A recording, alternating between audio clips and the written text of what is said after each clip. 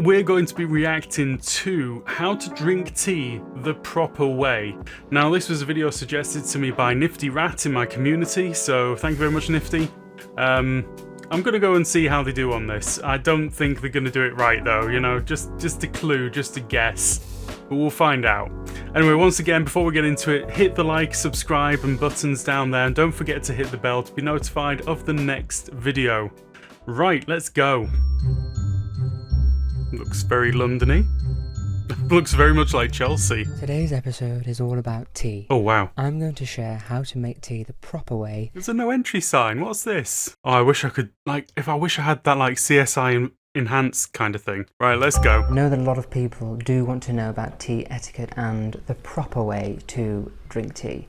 And I always say that for me, as long as everybody who's joining me for tea is having fun and a really nice time, that is the most important thing. I'm looking around this room and I'm thinking, what is the value of all of these things? If we knew a little bit more about antiques, I think we could put values on everything there. So here we have some typical Twinings. English breakfast tea, and this is tea Pretty bags. standard tea. So it comes in a 4-pack. Not as good as Yorkshire you tea. You just get a tea bag like this, and you would drop it into the cup or your teapot. You notice he didn't do that. Serve. So this is the tea that most people drink every day. This here is he's not most tea, people. And you this notice comes that. usually in a tin like this or a box, and you actually get the tea loose, and you put it into the teapot, brew it, and then you have a tea strainer so that none of the tea goes into your drink, because it's not nice to drink these leaves. I mean, I do agree with him. Actual leaf is far better than a bag. Tea and tea bags is the quality. We're going to talk through the processing method that is used for tea bags. Now, you get a loose leaf tea, and basically what's left over, the stuff that falls on the floor after the shredding, that gets mopped up and put into the tea bag. That's the process. Whereas loose leaf tea is tea in its closest to its original form, so you're going to keep the richness and the quality of the tea. So this is probably my favourite loose leaf tea, and it's an Earl Grey French blue. Now the key for getting a really good cup of tea is in the water temperature. Black teas and herbal teas are the only ones that can withstand boiling water, so if you want to have green tea or white tea, you need to make sure that when you boil the water, you're going to let it cool for at least 10 minutes. Otherwise, you will burn the leaves and you'll get a really Even a lot of herbal teas, you shouldn't be boiling them. So it's very important to get the water temperature correct. So remember, with black teas and herbal teas, they can withstand boiling water.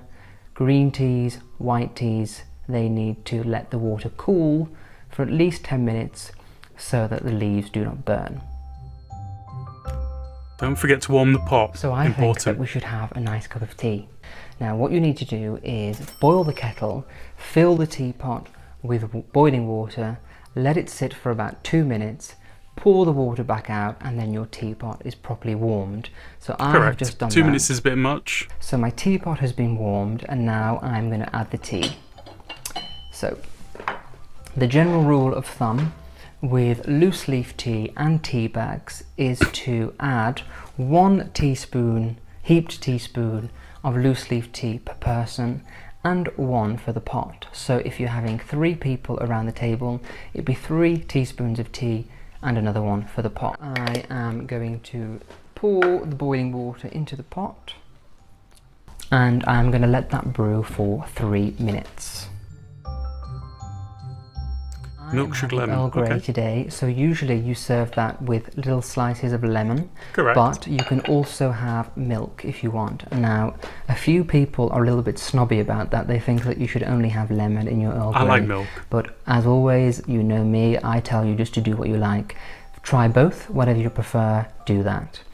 Now, also, I don't have sugar, but if you do have sugar, I always think that it's really nice to serve sugar cubes, because it just adds to the sense of occasion and fun, and it's not something you would use every day, but it's nice just to be able to use your little tongs and just to pop the sugar into the cup. Now the tea set that I'm using today is this Wedgwood, and it's probably the favourite one that I have. I knew it! It was a Christmas gift about 6 years ago. Wedgwood's very expensive, guys, if you didn't know. I just think it's so delicate. Sorry, got to pause for a second. This one's just joined me. Oh! And she's disinclined to leave, aren't you, darling? Yeah.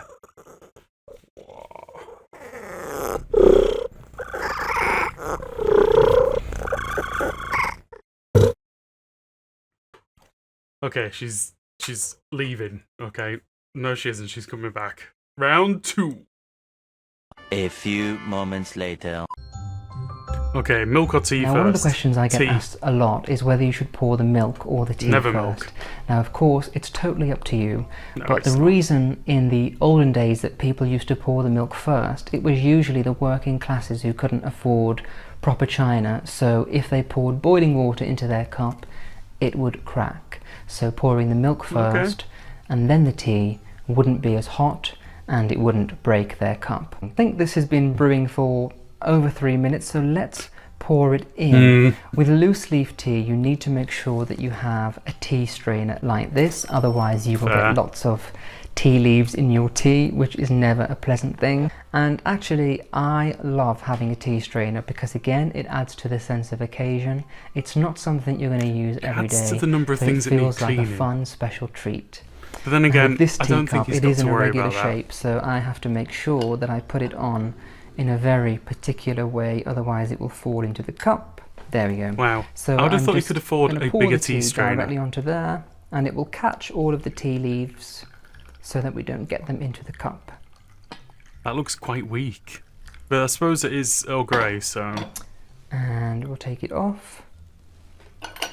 We'll have a slice of lemon. And I think that's a really nice cup of tea. Those tongs just went back anywhere. What's that about? Perfect. They came from the sandwich plate. One final thing before we end this section of the video.